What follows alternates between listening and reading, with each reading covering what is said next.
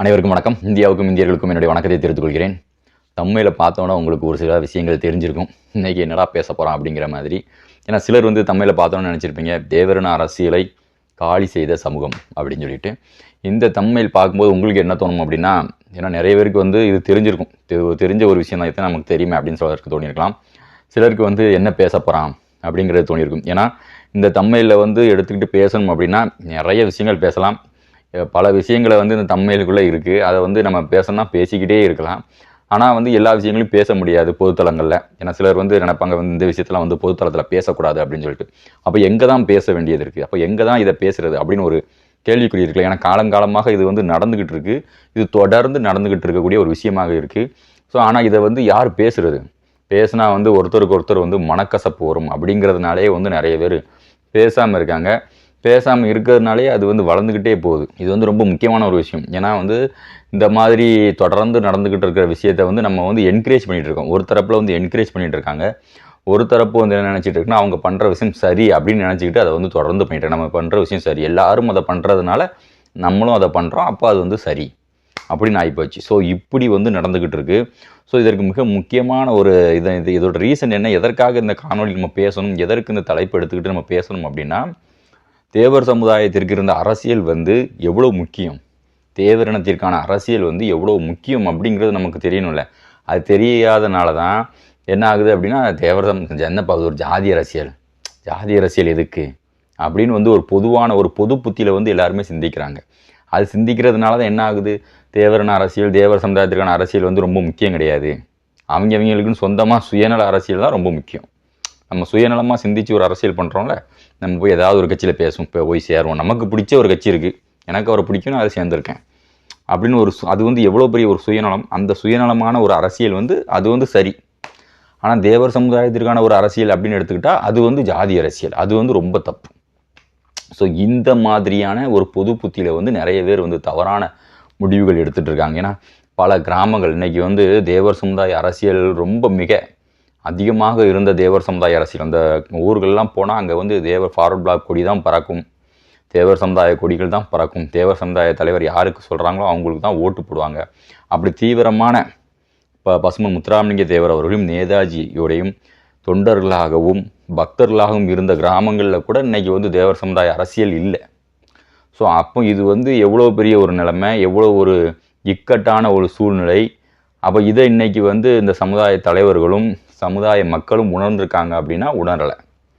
அவர்கள் இன்றைக்கி அதை உணராமல் இவங்க ஏதோ அரசியலுக்கு பின்னாடி போய்கிட்டு இருக்காங்க. இது மிகப்பெரிய ஏமாற்றத்தில் கொண்டு போய் முடிய போகுது. அதாவது எதற்குனா, இந்த தேவர் சமுதாய அரசியல் அப்படிங்கிறது எதற்கு முக்கியம் அப்படின்னு ஒரு கேள்வி இருக்குது. ஏன்னா இந்த தேவர் சமுதாயத்திற்கு எதிர்ப்பு எவ்வளோ தூரம் இருக்குது, இந்த தேவர் சமுதாயத்தை பொதுத்தளத்தில் எப்படி பேசுகிறாங்க, இந்த தேவர் சமுதாயத்தில் ஒருத்தர் வரக்கூடாது, தேவர் சமுதாயத்துக்குன்னு ஒரு அரசியல் இருக்கக்கூடாது, தேவர் சமுதாயத்தின் மீது ஏவப்படக்கூடிய வன்முறை, தேவர் சமுதாயத்தின் மீது நடத்தப்படக்கூடிய அடக்குமுறை, தேவர் சமுதாயத்திற்கு எதிரான சட்டத்திட்டங்கள், தேவர் சமுதாயம் அப்படின்னாலே பொதுத்தளத்தில் தவறாக சித்தரிக்கப்படுகிறது. ஸோ இப்படி தேவர் சமுதாய மக்களோ தேவர் சமுதாய இளைஞர்களோ இருந்தாங்கன்னா, அவங்க ஒரு போராட்டம் பண்ணாங்கன்னா, அவங்க ஒரு பிரச்சனையில் மாட்டினாங்க அப்படின்னா அவர்களை அப்படி அடக்கி ஒடுக்குறது, இவர்கள் மீதான சட்டங்களை இன்னும் அதிகமாக போடணும், பிசிஆரை போடணும், குற்றப்பரம்பரை சட்டத்தை போடணும், இன்னும் பிசிஆர் பிசிஆர் சட்டத்தெல்லாம் இன்னும் கடுமையாக்கணும் அப்படின்னு சொல்லிட்டுலாம் பேசுகிறாங்க. யார், தமிழ் தேசிய அரசியலில் இருக்கிறவங்க. ஸோ இப்படிப்பட்ட ஒரு சூழ்நிலையில் இந்த சமுதாயம் இருக்குது. இந்த சமுதாயம் எதுக்கு இப்படிப்பட்ட ஒரு சூழ்நிலை இருக்குது அப்படின்னா, இந்த சமுதாயம் மிகவும் ஆளுமையான ஒரு சமுதாயம், ஒரு அதிகாரமாக இருந்த ஒரு ஆண்ட பரம்பரை அப்படின்னு சொல்லக்கூடிய ஒரு சமூகம். ஆண்ட பரம்பரை அப்படின்னா முதல்ல ஞாபகத்துக்கு வரக்கூடிய ஒரு சமூகம். ஸோ அப்போ இந்த சமுதாயத்துக்கு எதிர்ப்பு அதிகமாக தான் இருக்கும். அப்போது தன்னை தற்காத்து கொள்ளணும், இந்த சமுதாயத்தை அதற்கான ஒரு அரசியல் கட்டமைப்பு, ஒரு பிரச்சனை வந்துச்சுன்னா அதை பாதுகாத்து கொள்றதுக்கான ஒரு அரசியல் கட்டமைப்பு எப்போவுமே இருக்கணும். அது அவசியம். மற்ற சமுதாயம் மாதிரி தேவர் சமுதாயம் கிடையாது. ஏன்னா இவர்களுக்கு எதிர்ப்பு அதிகம், இவர்களுக்கு எதிரான வன்முறை அதிகம், இவர்களுக்கு எதிராக வன்முறையை தூண்டுபவர்களும் இங்கே அதிகம். அப்போ இந்த சமுதாயத்திற்கான அரசியல் கட்டமைப்பு எப்போவுமே ஸ்ட்ராங்காக இருக்கணும். அப்போ அது ஒரு அவசியமான ஒரு விஷயம் தானே. மற்ற சமுதாயம் மாதிரி இந்த தேவர் சமுதாயம் கிடையாது. அப்போ இந்த சமுதாயத்திற்கு இவ்வளோ தூரம் எதிர்ப்பு அரசியல் களத்தில் இருக்கும்போது அப்போ இந்த சமுதாயத்திற்கான அரசியலும் அங்கே வலிமையாக இருக்கணும் அப்படிங்கிறது இந்த மக்கள் உணரணும். அவர்களுக்கு அந்த உணர்வு வந்து இல்லாமல் இவர்கள் ஏதோ புதுசாக ஒரு கட்சி ஆரம்பிச்சுன்னா அவங்களுக்கு பின்னாடி போகிறாங்க. யார் கட்சி ஆரம்பித்தாலும் போகிறது. இப்போ விஜய் கட்சி ஆரம்பிச்சிட்டா வந்து முதல்ல போய் நிற்கிறது தேவர் சமுதாயத்தை சேர்ந்தவர்கள் தான். அப்புறம் அண்ணாமலை கட்சி ஆரம்பிச்சிட்டா அப்பவும் முதல்ல போய் நிற்கிறது தேவர் சமுதாயத்தை சேர்ந்தவர்கள் தான். இந்த சொல்கிறாங்களே, நேதாஜி சுபாஷ் சந்திர போஸ் சண்டைக்கு ஆள் வேணும்னு கூட்ட போது முதல் வரிசையில் போய் நின்னது முக்காவாசி பயிர்கள் நம்ம பயிர்கள் தான். முதல் வரிசையில் போய் நின்று என்ன பிரயோஜனம்? முதல் வரிசையில் போய் நின்று எதுக்கு? முதல் வரிசையில் போய் நின்று யாருக்காவது கிரெடிட் கிடச்சிருக்கா? இந்த தேவர் சமுதாயம் நேதாஜி சுபாஷ் சந்திர போஸ் சண்டைக்கு ஆள் வேணும்னு கேட்ட போது முதல் வரிசையில் போய் நின்னாங்க அப்படிங்கிறதுக்காக இந்த தேசமும் இந்த நாட்டு மக்களும் அதற்கு உரிய மரியாதையை இந்த சமுதாயத்துக்கு கொடுத்துருக்காங்களா? சரி, அந்த முதல் வரிசையில் போய் நின்று சண்டை போட்டாங்கல்ல, அவர்களுக்காவது கொடுத்துருக்காங்களா? உண்மையாக ரத்தம் சிந்திருப்பாங்களா சுதந்திர போராட்டத்துக்கு? இந்த சமுதாயத்திற்காக எத்தனை பேர் ஐஎன்ஏல சேர்ந்துக்கிட்டு இங்கேருந்து தென் மாவட்டத்தில் எத்தனை பேர் படை திரண்டு போனாங்க? அவர்களுக்கு இங்கே சமுதாயத்தில் இங்கே மரியாதை இருக்கா? படையை திரட்டி அனுப்புனார் பசும முத்துராமலிங்க தேவர், அவருக்கு மரியாதை இருக்கா? ஸோ இப்படி எதுவுமே இல்லாமல் இந்த சமுதாயம் இன்னைக்கு இருக்குது. ஸோ செஞ்சதுக்கு எந்த பிரயோஜனமும் கிடையாது. இப்போ இருக்கிற மிச்ச சொச்சத்தையும் மொத்தமாக முடிச்சு விடுற மாதிரி தேவர் சமுதாயத்துக்கு இருந்த அந்த அரசியலை கூட மொத்தமாக முடிச்சுக்கிட்டு இருக்காங்க. அரசியலை எப்படியெல்லாம் காலி பண்ணியிருக்காங்க அப்படிங்கிறத நீங்கள் பார்த்தீங்கன்னா, இதோட வரலாறு கேட்டிங்கனாலே மிகப்பெரிய ஒரு கேட்கும்போதே தலை சுற்றும், அந்த அளவுக்கு இருக்குது. ஏன்னா இங்கே பாருங்கள், புலிக்கொடி எல்லாருமே புலிக்கொடி யூஸ் பண்ணுறாங்க, எல்லாருமே தேவருடைய படத்தையும் நேதாஜியோட படத்தையும் யூஸ் பண்ணுறாங்க. ஆனால் அந்த ஃபார்வர்ட் பிளாக்கை காப்பாற்றணுங்கிற எண்ணம் யாருக்காவது இருக்கா?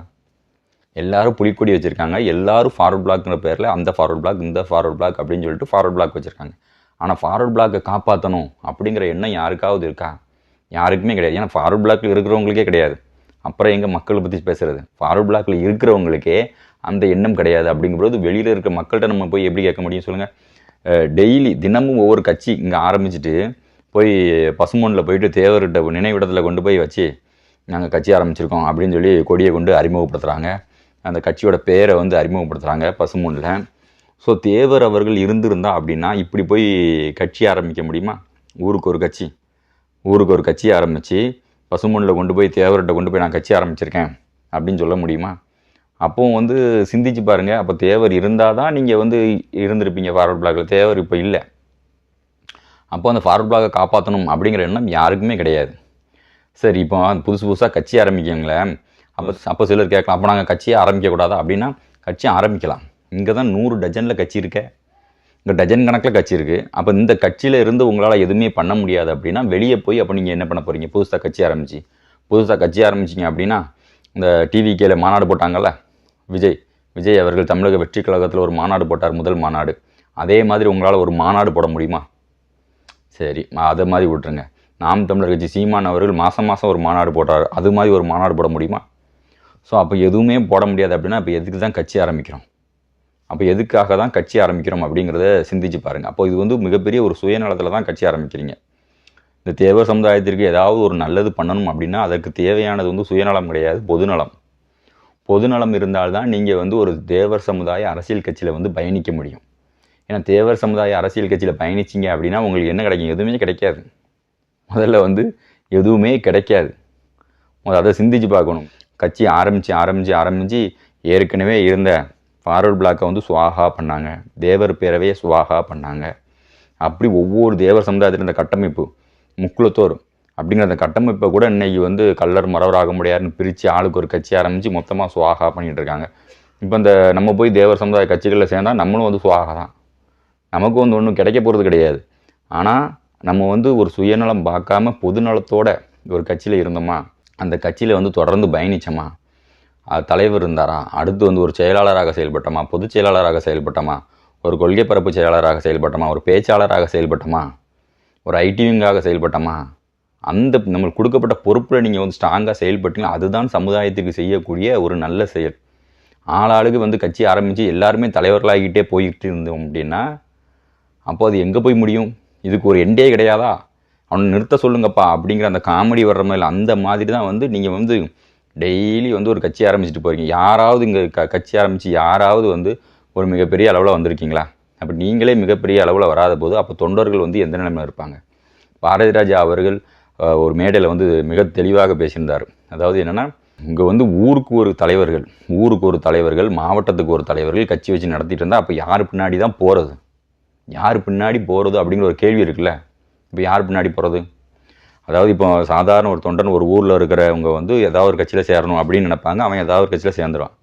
ஆனால் ஒரு பெரிய பெரிய ஆளுங்க, முக்கியமானவங்க, ஒரு தொழிலதிபர்கள், ஒரு பிரபலங்கள், ஒரு மீடியா பர்சனாலிட்டி, இவங்கெல்லாம் வந்து தேவர் சமுதாய கட்சியில் வந்து சேரணும் அப்படின்னா அப்போ யாராவது ஒருத்தர் இருந்தால் தானே போய் சேருவாங்க. நீங்கள் ஒரு 10-15 பேர் இருந்தீங்கன்னா அப்போ ஒருத்தரில் சேர்ந்தால் ஒருத்தருக்கு பிடிக்காது, ஒரு கட்சியில் சேர்ந்தால் இன்னொருத்தருக்கு பிடிக்காது, இன்னொரு கட்சியில் சேர்ந்தால் இன்னொருத்தருக்கு பிடிக்காது. அப்போ யாருக்குமே வந்து பகைக்கக்கூடாது அப்படின்னு நினைப்பாங்க. நம்ம ஒருத்தர் சேர்ந்தால் ஒருத்தர் பிடிக்காது அப்படிங்கிற போது அப்போ நம்ம வந்து எதுலையுமே சேராமல் இருக்கிறது நல்லது. அப்போ வேறு ஏதாவது கட்சியில் போய் சேர்ந்துடும். பிஜேபி, அதிமுக, தாவைக்கான்னு போய் சேர்ந்துட்டா இங்கே எல்லாரும் கூடயும் நம்ம ஃப்ரெண்டாக இருந்துக்கலாம். சமுதாய ரீதியாக எல்லா தலைவரும் கூப்பிட்டா நம்ம ஃபங்க்ஷனுக்கு வருவாங்க, எல்லாரு கூடயும் ஃப்ரெண்டாக இருந்துடணும்ல. அதனால் யாரு கூடயுமே சேரக்கூடாது. அப்போ யாராவது ஒருத்தர் இருந்தால் தானே வந்து அது வந்து அடுத்த கட்டத்துக்கு போகும். இப்போ இவர் தான் நம்ம சமுதாயத்தில் தலைவர், அப்போ இவர் கூட போய் சேரன்னு நினைப்பாங்க. ஸோ இதுதான் அங்கே பாரதிராஜா அவர்கள் மிக தெளிவாக பேசியிருந்தார். பாரதிராஜா அவர்கள் இருக்கும்போது கண்டிப்பாக தேவர் சமுதாயத்தில் யாராவது ஒருத்தர் வந்து ஒருவர் தலைமை ஏற்று இந்த சமுதாயம் வந்து அரசியல் செய்திருந்துச்சு அப்படின்னா பாரதிராஜாவே கூட வந்து சேர்ந்துருக்கிறதுக்கு வாய்ப்பு உண்டு. அவர் அது மேடையில் அந்த கருத்தை தான் வந்து பதிவு பண்ணியிருந்தார். ஸோ இப்படி இந்த தேவர் சமுதாய அரசியலை வந்து தொடர்ந்து வந்து சுவாகா காலி பண்ணிகிட்டு இருக்காங்க. இது வந்து இந்த மக்கள் வந்து இந்த நேரத்தில் வந்து ஒரு முக்கியமான ஒரு முடிவு எடுக்கணும். மக்கள் ஏன் ஒரு முடிவு எடுக்க மாட்டாங்க அப்படின்னா, மக்கள் முடிவு எடுக்காத காரணம் அவங்களுக்கு வந்து ஒரு க்ரௌட் மென்டாலிட்டி, ஒரு பொதுவான ஒரு கருத்து வந்து அங்கே போய் சேரலை. அவங்களுக்கு இருக்கக்கூடிய பொதுவான கருத்து எப்படின்னா, இந்த சமுதாயத்தில் வந்து எந்த கட்சியுமே வந்து சரியாக வராது அப்படிங்கிற ஒரு கருத்து தான் அவர்களுக்கு இருக்குது.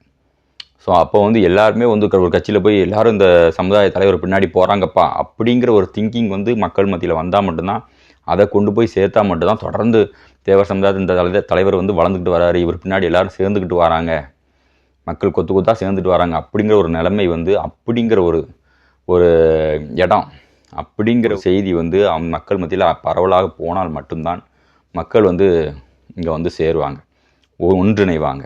அப்படி இல்லை அப்படின்னா வந்து மிகப்பெரிய ஒரு இக்கட்டான சூழ்நிலையில் இந்த தேவர் சமுதாயம் இருக்குது. தேவர் சமுதாய அரசியலை வந்து காப்பாற்றவே முடியாது அப்படிங்கிற ஒரு நிலைமை இருக்குது. ஸோ இது வந்து ரொம்ப முக்கியமான ஒரு காலகட்டம். இதை வந்து நீங்கள் சிந்திக்கலை அப்படின்னா வந்து எல்லாருக்குமே வந்து அது வந்து தேவர் சமுதாய கட்சிகளை ஊர் ஆரம்பிக்கிங்க. உறுப்பினர் சேரதுக்கு ஆள் இருக்கா? கிடையாது. ஒரு ஊருக்கு போனீங்கன்னா அவ்வளோ பேர் தாவைக்கால இருக்கான், நாம் தமிழரில் இருக்கான், திமுகவில் இருக்கான், அதிமுகவில் இருக்கான். ஸோ இந்த மாதிரியான ஒரு சூழ்நிலை தேவர் சமுதாயம் கொத்தாக இருக்கக்கூடிய ஊர்களில் கூட இதுதான் நிலைமை. அப்போ இதை வந்து நீங்கள் வந்து எப்படி எடுத்துகிட்டு போகிறீங்க? தேவரையும் நேதாஜியும் கொண்டாடி கொண்டிருந்த ஒரு கூட்டம் இன்றைக்கி காமராஜரையும் அம்பேத்கரையும் வீட்டு ஃபோட்டோவை போட்டு இன்றைக்கி வந்து தாவைக்கா கொள்கை தலைவர்களாக கொண்டாடிட்டு இருக்கு. ஸோ இந்த சூழ்நிலையை வந்து ஒவ்வொருத்தரும் சிந்திக்கணும். அனைவரும் சிந்திக்க வேண்டிய ஒரு காலகட்டம் இது. இதை வந்து சிந்திக்காமல் உணராமல் நீங்கள் வந்து இருந்துக்கிட்டு இருந்தீங்கன்னா மிகப்பெரிய ஒரு இக்கட்டான சூழ்நிலைக்கு தேவர் சமுதாய அரசியல் வந்து தள்ளப்படும். அது காப்பாற்றவே முடியாத ஒரு சூழ்நிலைக்கு போகும். நன்றி. மீண்டும் ஒரு காணொளி நான் உங்களை சந்திக்கிறேன். நான் சந்தன பாண்டியன். ஜெய் ஹிந்த்.